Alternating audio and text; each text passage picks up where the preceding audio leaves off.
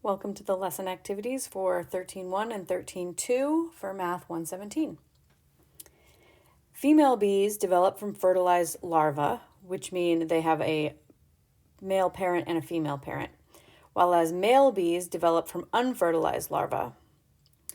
In consequence, a female bee has two parents, one male and one female, but a male bee has only one parent, a female bee. So the diagram below traces the family tree of a male bee back 3 generations. So note that the family tree is upside down. So generation 1 is the current generation, and as we head down the chart, we're going backwards. So the parents are below the children. So we have a male bee right here, generation 1. It came from a female parent because males have just one parent, a female. So male bee had a female parent. But this female parent had two parents of its own, a male and a female. The male had a female parent. The female had a male and a female parent. So we're going to continue this chart. The female has a male and a female parent. This male has just a female parent. And this female has a male and a female parent. Go back another generation. The male has a female parent. The female has a male and a female parent. Male and female, just female, male and female.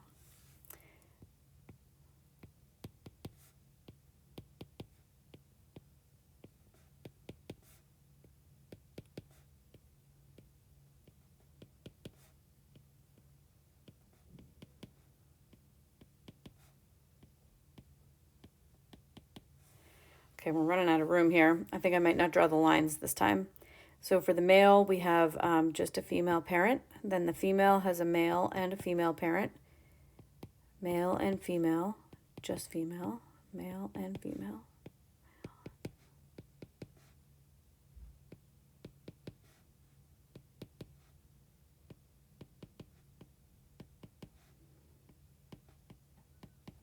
There we go.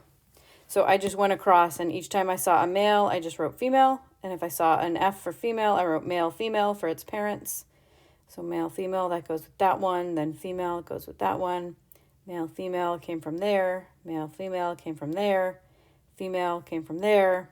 Male, female came from that female. Female came from that male. Okay, you get the idea. Okay, so now we want to count the number of bees in each generation. So I've already done the first 4 generations for us. For generation 5, we have 1, 2, 3, 4, 5 bees. Generation 6, I have 1, 2, 3, 4, 5, 6, 7, 8. Generation 7, 1, 2, 3, 4, 5, 6, 7, 8, 9, 10, 11, 12, 13. And then the last one that I wrote out, 1, 2, 3, 4, 5, 6, 7, 8, 9, 10, 11, 12, 13, 14, 15, 16, 17, 18, 19, 20, 21. Oops. Okay, and then I'm also going to count the number of male bees and the number of female bees. So I have 1 and 0, 0 and 1. Then I have 1 of each. Then I have 2 females and 1 male. Then I have, for males, I have 2 and females 3. Then, let's see, males, I have 1, 2, 3. And 5 females. Then I have 1, 2, 3, 4, 5 males, 8 females. And then I have 1, 2, 3, 4, 5, 6, 7, 8 males and 13 females. Okay, we want to try to find a pattern to the numbers in the total number of bees column. Write your pattern for finding the next number in plain English. So the pattern that you probably would notice if you stared long enough is that to get the number of bees in any generation, you can add the two numbers before it. 1 plus 1 is 2. 1 plus 2 is 3. 2 plus 3 is 5. 3 plus 5 is 8. 5 plus 8 is 13. And 8 plus 13 is 21. So the pattern for finding the next number is add the two numbers before it. So if I use that pattern, the number of bees in generations 9, 10, and 11 would be 13 plus 21 is 34. 21 and 34 is 55. And 34 and 55 is 89. Now we're going to count the number of male bees in each generation. I already counted them. Can we find any patterns in the sequence? So we have the exact same pattern. 1 plus 0 is 1. 0 plus 1 is 1. 1 plus 1 is 2. 1 plus 2 is 3. 2 plus 3 is 5. 3 plus 5 is 8. Same pattern. And I have the same pattern in the number of female bees too. 0 plus 1 is 1. 1 plus 1 is 2. 1 plus 2 is 3, etc. Same pattern for the males and the females.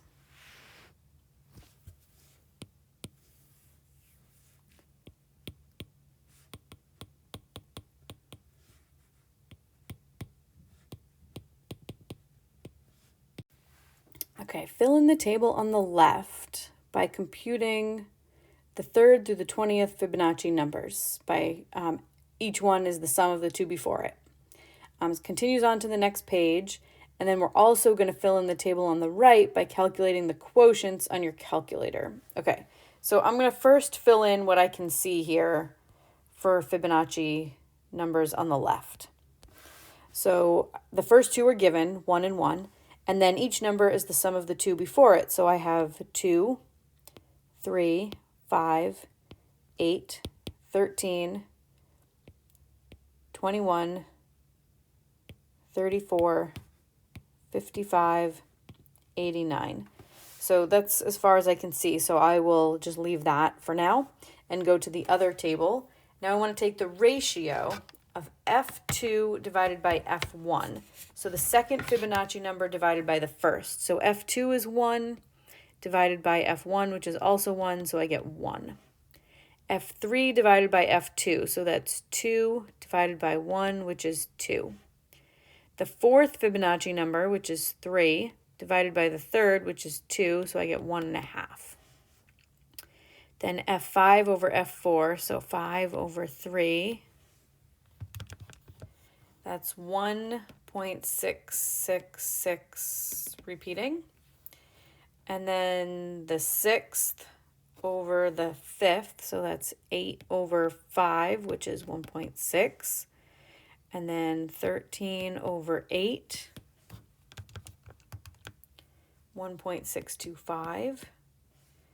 And 21 over 13 is 1.615, 38. And then 34 over 21 is 1.619047. Oh yeah, they asked us to round to 5 decimal places. Okay, good. So then I have 55 over 34, which is 1.61764. Okay, so I went ahead and filled in the rest of this chart here. I put in the rest of the Fibonacci numbers up through 18, and I calculated the rest of the ratios. And what you should notice about these ratios is that I keep getting 1.6 something, and then I keep getting 1.61, and then I keep getting 1.618, and then I keep getting 1.61803. Right, so I just keep getting 1.61803 once I'm sufficiently far out in the list of Fibonacci numbers. And then if I continue, I can do the 19th and 20th Fibonacci number. Their ratios also give me 1.61803. And if you go out even further in the list, so the 29th and 30th, or the 39th and 40th, or the 49th and 50th, and take those ratios, you still get 1.61803. So the number that shows up is called the golden ratio. It's approximately 1.61803. Now, given that the 499th Fibonacci number is approximately 8.6168 times 10 to the 103rd, we want to find an approximate value for the 500th Fibonacci number by solving the approximate equation below. So I know that the ratio of successive Fibonacci numbers, so the 500th over the 499th, should give me about 1.618. Or you could even be more precise and say it's about 1.61803. So if I want to know the 500th, I'm going to replace the 499th with what I know. So I know that F500 divided by F499, which is 8.6168 times 10 to the 103rd power. That's scientific notation. That should be approximately 1.61803. And you could write that over 1 if it helps you visualize how to solve this. So what I'm going to do is multiply both sides of the equation by 8.6168 times 10 to the 103 to get the F500 by itself. So I would multiply both sides by 8.6168 times 10 to the 103. And this side also multiply by 8.6168 times 10 to the 103rd power. So on the left side, those just cancel. The denominator goes away. And we end up with F500. And then on the right,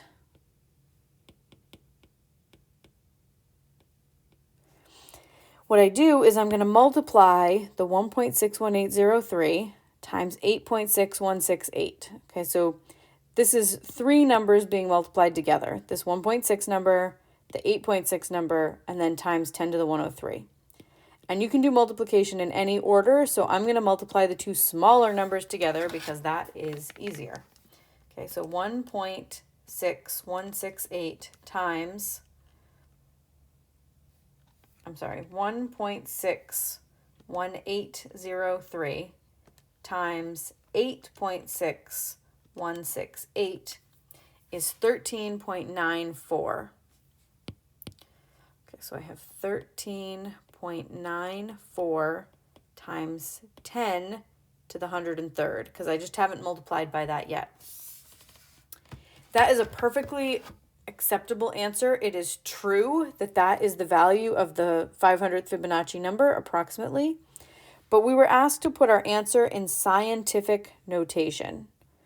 Okay, so that means it needs to be a number between 1 and 10 times 10 to a power. And 13 is too big. It's not between 1 and 10. So what I'm going to do is I'm going to move the decimal point 1 to the left, and I'm going to write this instead as 1.394. And instead of multiplying by 10 to the 103, I multiply by 10 to the 104, because that would move the decimal place 1 more to the right. Okay, so I have 1.394 times 10 to the 104th power.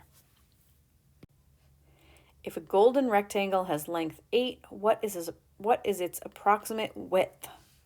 Okay, so here's a rectangle.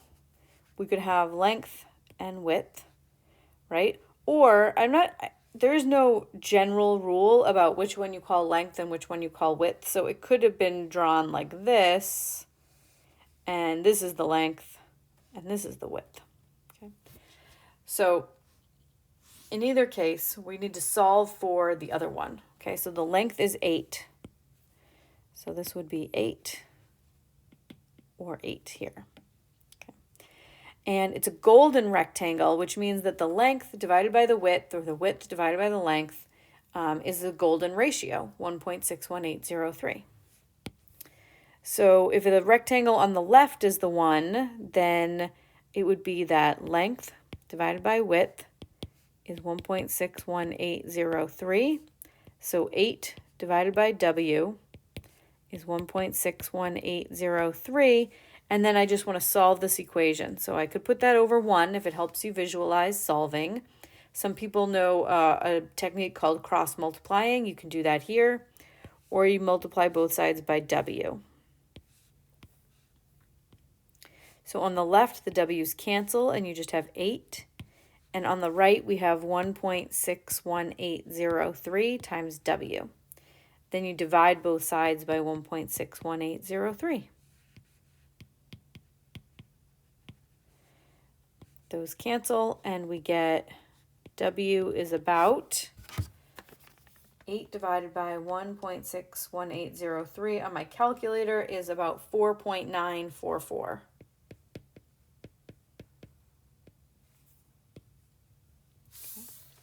Now, if the length is the shorter side, then I could get a different answer. So I would have width divided by length is 1.61803. And width we don't know, length is 8. So to solve this one, we multiply both sides by 8. They cancel on the left and we get width is approximately 1.61803 times 8, which is 12.944.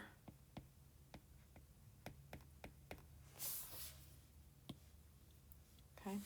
So if they didn't give you a picture to express which dimension is length, then either of these answers would be acceptable. I should note that they asked us to round to the nearest integer, which means to the nearest whole number. So I should fix that. 4.944 to the nearest integer is 5. And 12.944 to the nearest integer is 13.